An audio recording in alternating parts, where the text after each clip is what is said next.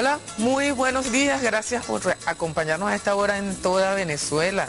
Estamos, hoy miércoles recogiendo los resultados de lo que fue ayer la sesión del Parlamento Nacional. Ayer estuvo, fue muy importante lo que ocurrió allí, porque el ministro de Planificación, Jorge Jordani, y todo el equipo económico del Gobierno Nacional presentaron ante la Asamblea Nacional el proyecto de presupuesto para el año 2013. Los titulares de la prensa hoy pues destacan que ese presupuesto fue asignado, orientado en buena medida y como es costumbre en el gobierno revolucionario hacia la inversión social.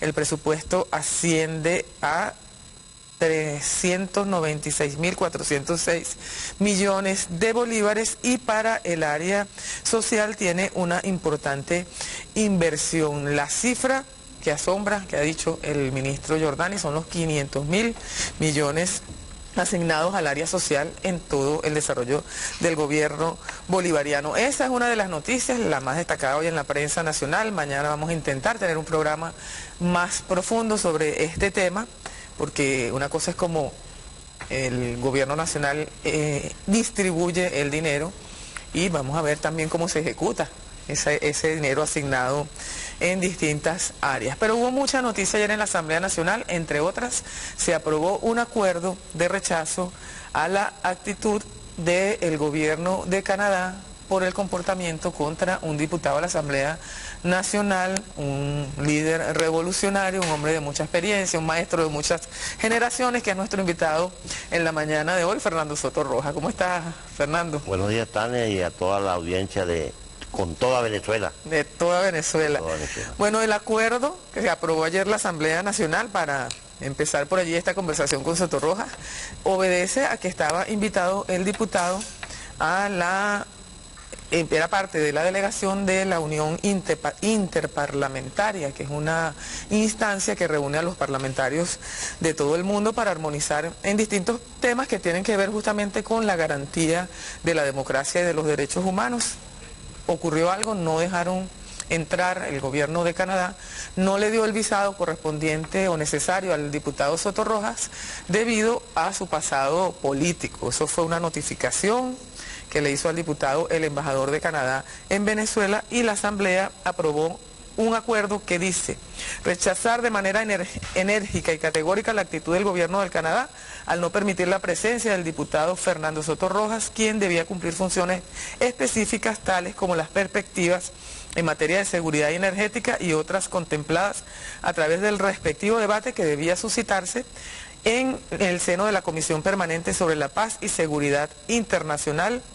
En esa instancia parlamentaria levantamos nuestra voz contra esta situación contraria a los derechos universales de los pueblos a ser libres de toda dominación, explotación y discriminación. Bueno, Fernando, ¿cómo estás? Tú ayer, fuiste allí en la Asamblea Nacional objeto de este estudio, pero queremos preguntarte, primero que nos comentes la situación desde el punto de vista personal, y si eso había ocurrido en anteriores oportunidades, cuál es tu posición personal en ese sentido, si fue, cómo ocurre que un gobierno le diga a un funcionario, además de tan alto rango, tú fuiste presidente de la Asamblea Nacional, que no puede entrar a su territorio. Bueno, son cosas que todavía siguen allí en esos sistemas del pasado anacrónico, que no están acordes con los cambios que se están dando, sobre todo en la América Latina y el Caribe. Imagínese usted aplicar esa medida a la presidenta del Brasil, o al presidente de Uruguay, Pepe Mujica, o a Fidel Castro, o en Nicaragua, pues. O sea, la situación ha cambiado, y los luchadores que nos alzamos en armas en el siglo XX pasado contra el imperialismo, contra el capitalismo y contra estas oligarquías, hoy esa situación política viene cambiando progresivamente en toda la América Latina. Y en consecuencia hay una nueva situación. Y Canadá no le queda otro camino, sino que adaptarse a las nuevas circunstancias.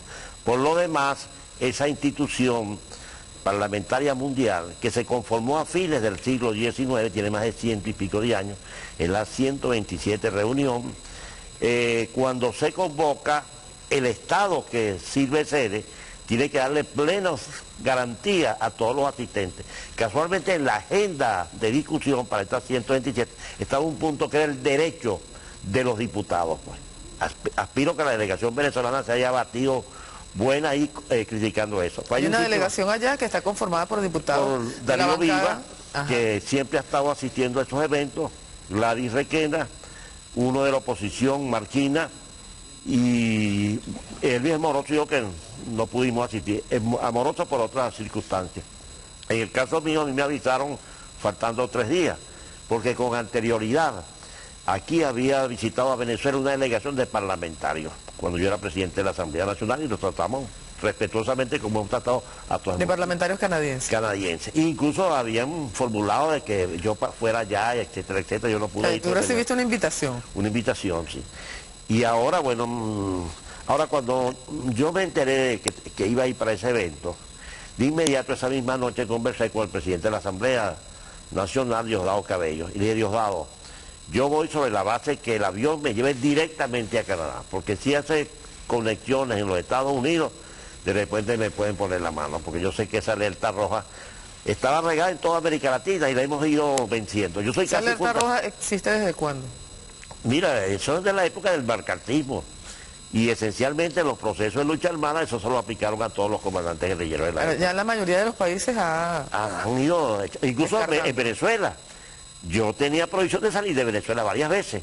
Yo recuerdo que en la segunda reunión del Foro de Sao Paulo, esa institución que se formó en Sao Paulo con Lula y todas esas fuerzas revolucionarias emergentes de la época, el segundo evento lo íbamos a realizar nosotros en México y salió la delegación venezolana. En aquella época yo iba en representación de la Liga Socialista. Bueno, cuando voy saliendo del aeropuerto internacional también, impedimento pues. Afortunadamente me conseguí con Carlos Blanco y varias gente que en el pasado tuvo muy vinculado y nosotros formamos un lío y así fue posible. Pero ha sido frecuente con el negro Uzcategui, con Ali Rodríguez Araque, presidente de UNASUR, siempre ha tenido problemas. Y con el comandante Arias Cárdenas, que ha estado conversando esta situación, me dijo que también él le ha pasado esa situación. Yo creo que ya con esta decisión unánime, por cierto, de la Asamblea Nacional, porque no solamente fue la fracción bolivariana, sino la bancada de oposición, en sus diversas expresiones políticas, tú lo viste como se expresaron allí, y después incluso me fueron hasta dar la mano y que esto es un acto de soberanía, aquí hay que reconocerlo, pues. Y este país tiene que respetarse, pues. Es importante lo que tú dices, es un acto de soberanía. De soberanía. Porque ya la nación, pues, te ha dado el rango de diputado, de actor político en otras condiciones. Y tú viste que los más que intervinieron fue la gente de la oposición. Porque nosotros con Cepeda hizo la fundamentación y ya, pues. Pero fíjate que ellos hablaron 3 de diversos partidos, hablaron a nombre de la bancada y además de su propio partido. Claro. Y que hay que reconocer, son, digamos, síntomas de que la lección política que nos dio el pueblo el 7 de octubre, que es una lección para todos, porque el pueblo salió masivamente a votar, indica que este pueblo hay que tomarlo en cuenta y que solamente se pueden cambiar las situaciones en este país, la renovación de los poderes públicos, a través del voto universal, directo y secreto, que es una gran conquista histórica de la humanidad. Ya vamos a hablar, profundizar sobre eso, Soto, pero esa medida del gobierno de Canadá tiene que ver con Estados Unidos también. O sea, esos 2 países colaboran. Tú sabes que ahí están muy coordinados y muy integrados, y ellos todavía tienen el colonialismo en la cabeza todavía, pues. Y eso hay que irlo confrontando, pues. Y yo creo que se ha acumulado en la América suficiente fuerza política, suficiente fuerza de masa y suficiente fuerza diplomática como para presionar en esa situación. Fíjate que Darío fue elegido por unanimidad como representante de toda la América Latina y el Caribe. Ahí no hubo disección. Y el grupo latinoamericano, que es la instancia que nos está presente allí, y creo que hoy le toca intervenir a Darío, porque es una semana intensa de trabajo, de plenaria y de comisiones de trabajo. ¿Este tema se va a llevar también a esa instancia? ¿También a la Unión Interparlamentaria? No, seguramente, incluso así cuando nos reunimos aquí en Caracas, pues tuvimos la oportunidad de reunirnos y evaluar bien la situación. La idea era que la delegación planteara eso, y ya se empezó a plantear, pues. Y además hay un tema específico que es el derecho de los parlamentarios. Entonces, de manera que allí tenemos como para Tú ibas a intervenir sobre la materia energética. No, yo iba a intervenir sobre la materia energética y hice más o menos tenía una buena exposición escrita de unas 5 o 6 páginas sobre la política petrolera del pasado y la presente de siempre petrolera. Y el problema energético mundial, que yo creo que era importante, pues sobre todo porque por la potencia energética que ya es Venezuela, pues. Y yo creo que nosotros llegó el momento de echarle un parado a estas cosas, pues. Entonces no podemos seguir permitiendo, porque no es un problema de Fernando Soto, no, es un problema de la soberanía de este país. Claro. Y todos los poderes públicos del Estado tenemos que responder como un todo frente a esta situación. Y hay el hecho de que la misma oposición también haya cerrado fila contundentemente frente a eso, indica que estos temas centrales de soberanía es por donde tiene que empezar el diálogo con la oposición. Y además ocurre contra ti, que eres un latinoamericano, o contra Ali Rodríguez o algún latinoamericano, difícilmente ocurriría al contrario, es decir, que no se le permitiera la entrada aquí a un diputado canadiense, sea cual sea el pasado político que tenga ya.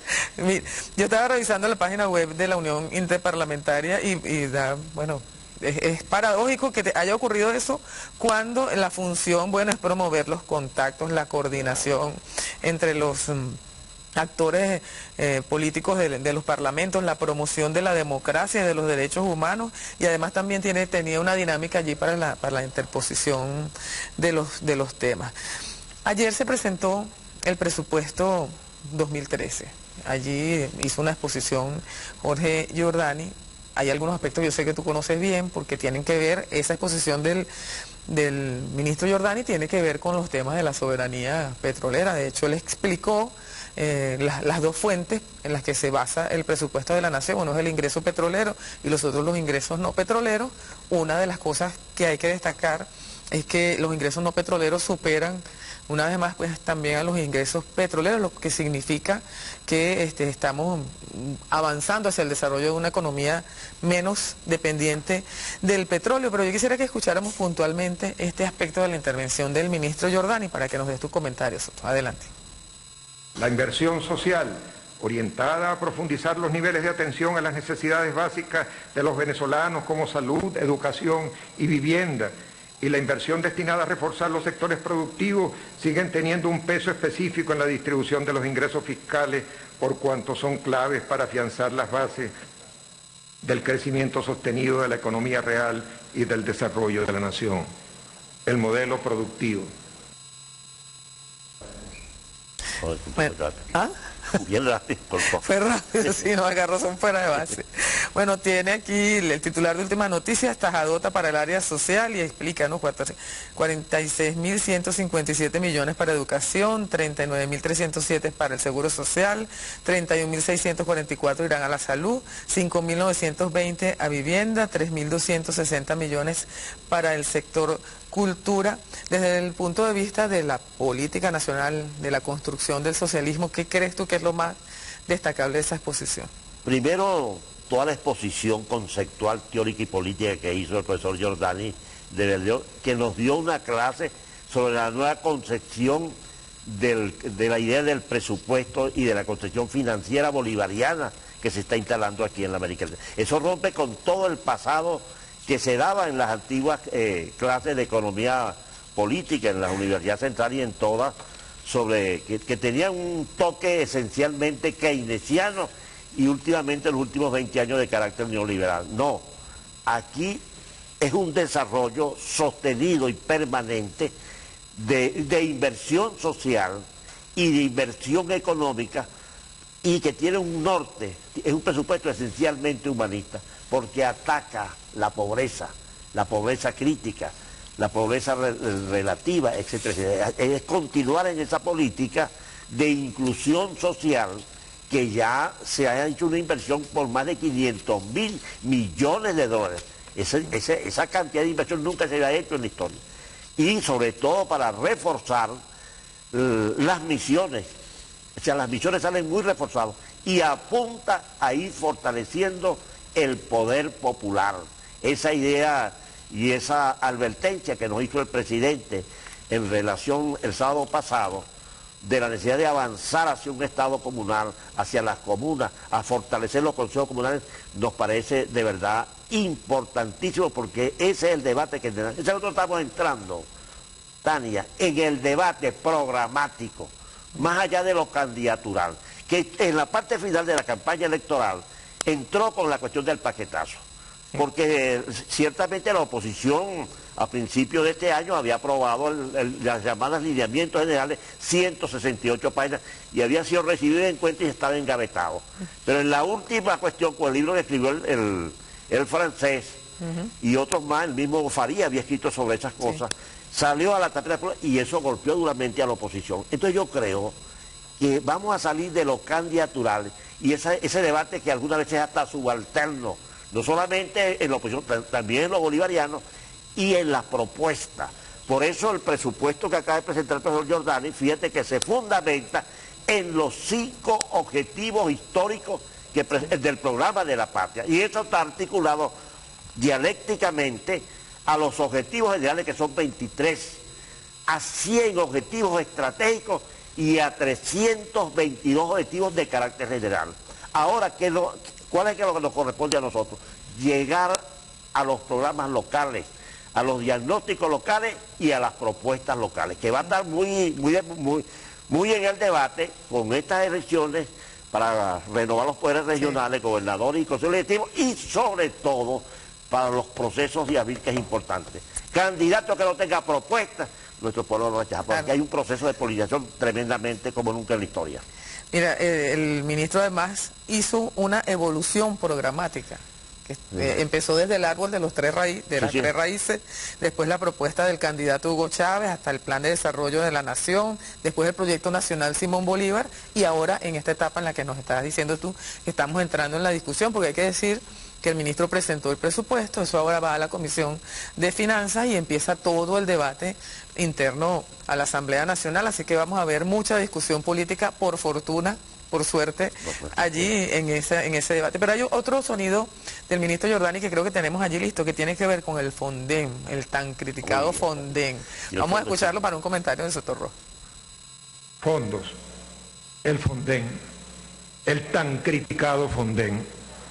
Como parte de la nueva institucionalidad financiera bolivariana, orientada a mejorar los mecanismos de asignación de los recursos públicos y a posibilitar el crecimiento progresivo de la proporción de los ingresos petroleros que se destinan a la inversión, Venezuela cuenta con el Fonden y los fondos constituidos en el marco de los acuerdos con la República Popular China, que son el Fondo Conjunto Chino-Venezolano y el Fondo Gran Volumen de Largo Plazo, ambos administrados por el Banco de Desarrollo Económico y Social de Venezuela. El Fonden. En el año 2005 se creó el Fondo de Desarrollo Nacional con el propósito de aprovechar de manera eficiente los recursos en divisas provenientes de los ingresos petroleros canalizados directamente por medio de PDVSA e indirectamente a través del Banco Central de Venezuela. El Fonden, el 7 de septiembre del presente año, ha recibido un total de 99.584,36 millones de dólares y ha asignado la cantidad de 92.250,64 millones de dólares distribuidos en 442 proyectos. Estas inversiones han sido destinadas principalmente a los siguientes sectores: 44 proyectos en el sector petrolero y minería con una inversión de 26.962 millones de dólares. 34 proyectos en el sector eléctrico con una inversión de 7.065 millones de dólares. 51 proyectos en el sector transporte con una inversión de 8.856 millones de dólares. 52 proyectos en el sector industrial con una inversión de 6.377 millones de dólares. 40 proyectos en el sector defensa, que a mucho orgullo lo tenemos los venezolanos, con una inversión de 6.012 millones de dólares. 24 proyectos en el sector vivienda con una inversión de 4.776 millones de dólares.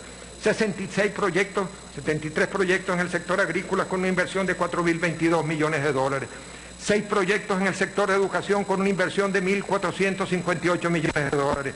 3 proyectos en el sector alimentación con una inversión de 1.343 millones de dólares, 7 proyectos en el sector salud con una inversión de 1.321 millones de dólares, 22 proyectos en el sector de comunicación con una inversión de 1.375 millones de dólares, 24 proyectos en el sector ambiente con una inversión de 995 millones de dólares, 2 proyectos en el sector comercio con una inversión de 426 millones, 2 proyectos en el sector turismo con una inversión de 28 millones de dólares y 2 proyectos en el sector cultura con una inversión de 13.3 millones de dólares. Ahí está la realidad para quien la quiera ver.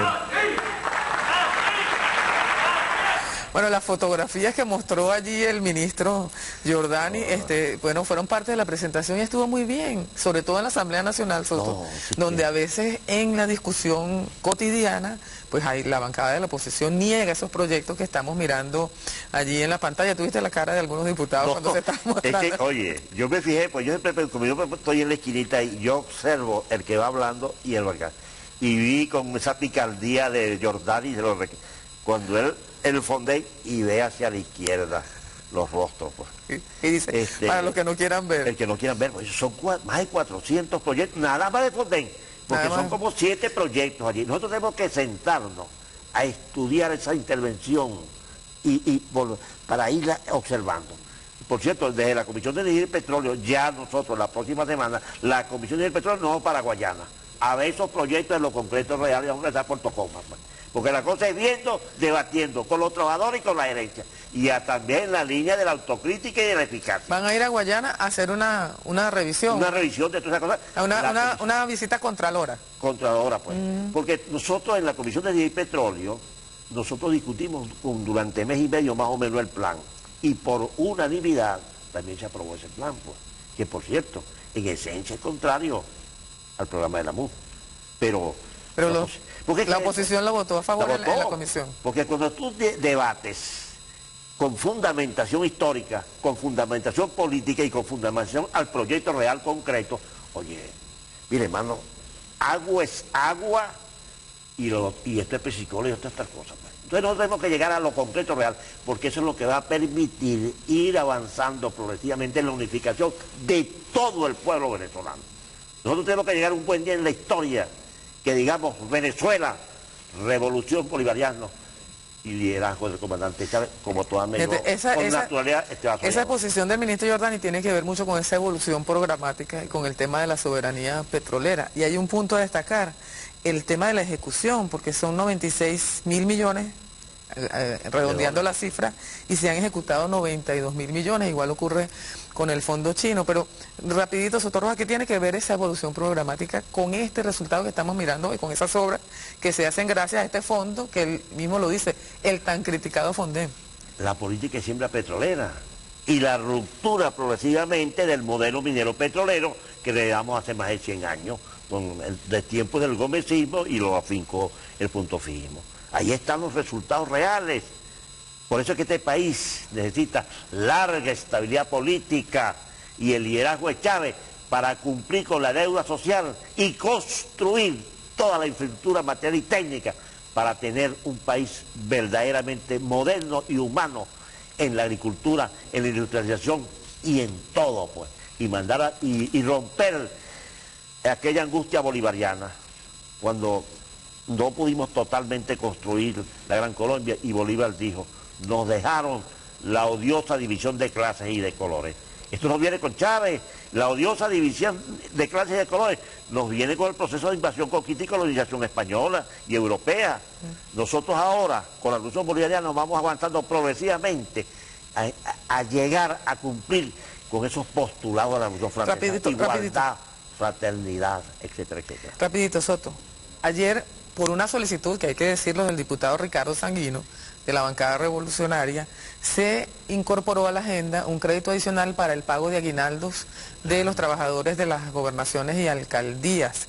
Bueno, eso genera toda una discusión allí de parte de los sectores de la oposición, bueno, que estaban solicitando la aprobación de otros créditos y otras necesidades, pero sí quisiera una información puntual, porque te vi comentando ayer sobre el tema, aunque no sea de la Comisión de Finanzas, de la aprobación de ese crédito. Rapidito para yo cerrar. creo porque ya aquí es costumbre que este Estado a temprana edad paga su aguinaldo, pues. Y la gente ya tenemos esa costumbre que entre el 15 de noviembre y a más tardar el 1 de diciembre ya la gente empieza, y están los aires dicembrinos, pues. Claro, en el medio de la batalla electoral, pues. Entonces, resolver ese problema administrativo y déficit fiscal que tiene todavía Alcaldía me parece importante. Por eso yo en la mañana, cuando reviso la agenda, veo que no está la cosa. Y empezamos a moverlo y tal, y hablé con Blanca. Digo, oye, sí es verdad, tenemos que resolver estas cosas, pues. Porque eso tiene un trámite de unos días, y entonces no puede llegar el 1 de diciembre. Y eso le sirve a todos. A todos. Sí, lo aprobó todo el mundo. Y se aprobó. Todo el mundo el día de ayer. Fue útil esa emergencia. Por 337.7 millones de bolívares, aprobado como moción de urgencia por el diputado Ricardo Sanguino. Y bueno, ya hay toda una discusión de la transferencia de recursos a las gobernaciones y alcaldías, que es tema para otro programa, Sotorroja. Ellos siempre aprueban, pero al final, eso es lo que llaman el pero de Cherín, llamaba Lenin esa cosa. Tú no estamos de acuerdo, no, pero el debate empieza a partir del pero. Ellos siempre tienen un pero. Tú revisas todas las intervenciones de los últimos 2 años y es eso. Chicos, la cosa es que hay consenso por consenso y asumir la responsabilidad de nuestro pueblo. Aprobamos esto por la necesidad y punto, pues. Nosotros necesitamos una oposición que sea crítica, pero seria, con 2 elementos centrales: nacionalista y democrática. Bueno, esa es la frase de cierre, Sotorroja. Muchísimas gracias por acompañarnos el día de hoy.